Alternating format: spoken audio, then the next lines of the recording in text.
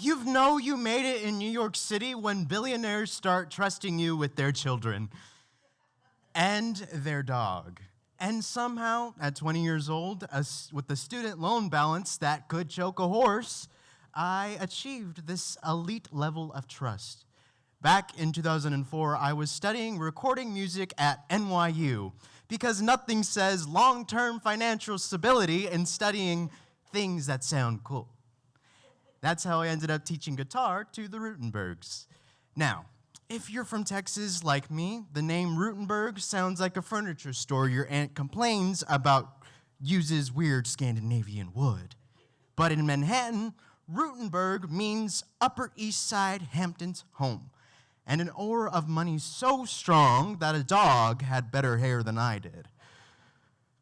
Eric Rutenberg was in hedge funds, the kind of hedge funds where no one can explain what they actually do, but somehow everyone becomes rich.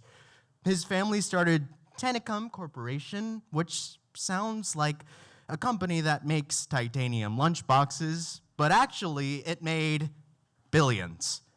And Perry Poltz, his wife, was a journalist and a TV anchor, smart, warm, intimidating in a I know every government scandal way.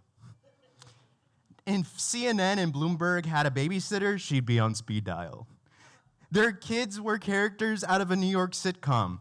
Ethan, the oldest, was this adorable chubby kid who once told me with absolute confidence that he liked Super Mario because he has cool hash browns. He meant sideburns, but honestly, he wasn't wrong. Hash browns are cool.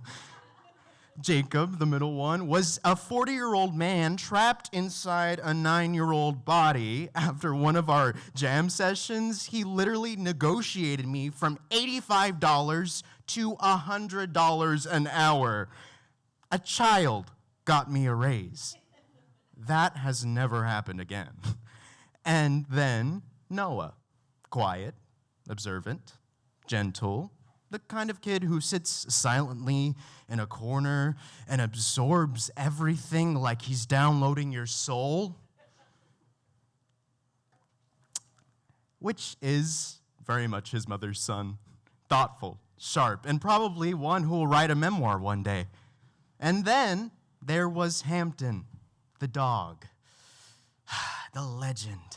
A fluff ball of pure entitlement wrapped in arthritic hips. Hampton had the permanent expression of an elderly theater critic who has just seen too much. He was 30 pounds of judgment. So, one summer, the Rutenbergs planned a trip to Greece. They needed someone to watch their Hampton's house, and Hampton, the dog. I recommended my friend Carrie. Now, Carrie was brilliant, responsible, sweet. She looked like someone who would eventually become a lawyer. And she did. Back then, she was mostly fueled by iced coffee and fear. She goes to the Hamptons for her big adult responsibility. Day 1, hour 1, Hampton dies. Or at least she think he dies. I get the call. Pierre! Her voice is shaking like she's calling from a lifeboat. I think Hampton's dead. Now look, nothing prepares you for the moment. At NYU does not offer hedge fund dog death management 101. I ask, is he sure? She says, well, he's not moving. Compelling evidence. I tell her, okay, don't freak out. What did you do? She says, I didn't call them. Oh, fantastic decision. Never interrupt someone's vacation in Greece with a dog obituary. So she does the next logical thing a panicked 20-year-old does. She decides to take Hampton to the vet. But she has one problem: no car. This is the Hamptons, where everyone drives a Range Rover powered by organic kale smoothies. There is no Uber, no Lyft, no taxi from 1996 stumbling through. Just the LIRR, the Long Island Railroad. The train that exists so Manhattanites can cosplay as farmers for the weekend. So, Carrie, smart, educated Carrie, finds a small suitcase. Very, very gently places Hampton inside, zips it up, and drags him to the station. Let us pause. Imagine a 5'2" Fordham student in capri pants hauling a Louis Vuitton carry-on containing what she believes is a deceased dog. She boards the train, sits across from no one, trying not to look suspicious. She is sweating like she is smuggling plutonium. Then, a random Long Island guy sits across from her. He looks at the suitcase. Hey, what's in the bag? And Carrie, future lawyer, says the dumbest sentence of her life. Computer parts? He nods, accepts this. What kind? She panics. A Mac?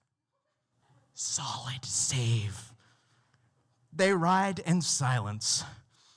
1 stop, 2 stops. Then suddenly, the man stands up, grabs the suitcase, and bolts off the train. Doors close. Hampton, the beloved senior citizen dog, has been stolen. Not by a dog napper, not by a villain, but by a random guy who thought he was stealing an Apple product. She calls me back. Hysterical. Pierre, he took the bag. I say, the dog or the bag? Both. I ask, was it zipped? Of course it was zipped. Well then, he doesn't know. There's a long, tragic silence. Then she says softly, what do I do? And I, a 20-year-old with no life wisdom, tell her the most spiritually irresponsible advice imaginable. Nothing. You do absolutely nothing, and for the love of God, if anyone asks, Hampton ran away. And that, ladies and gentlemen, is how a billionaire's dog became the first recorded case of Grand Theft Auto Poodle Edition. For years, that was the story. Hampton ran away. Honestly, he deserved a poetic ending. Carrie is a lawyer now. The Rutenbergs are still powerful. I moved back to Houston and teach guitar to clients named Joaquin and Nico, who pay in Fortnite highlights and requests for the loud part again. But I still think about Hampton, the only dog in history to be kidnapped posthumously. A fluffy little Houdini who escaped life, then escaped a suitcase, then escaped the moral compass of a Long Island thief. And every time I see a dog in a bag, or on a train, or a panicked 20-year-old, I remember the lessons of that faithful summer that taught me. Never lie about what's in your suitcase. Never underestimate a chubby kid's wisdom about hash browns. And never, ever trust the Long Island Railroad.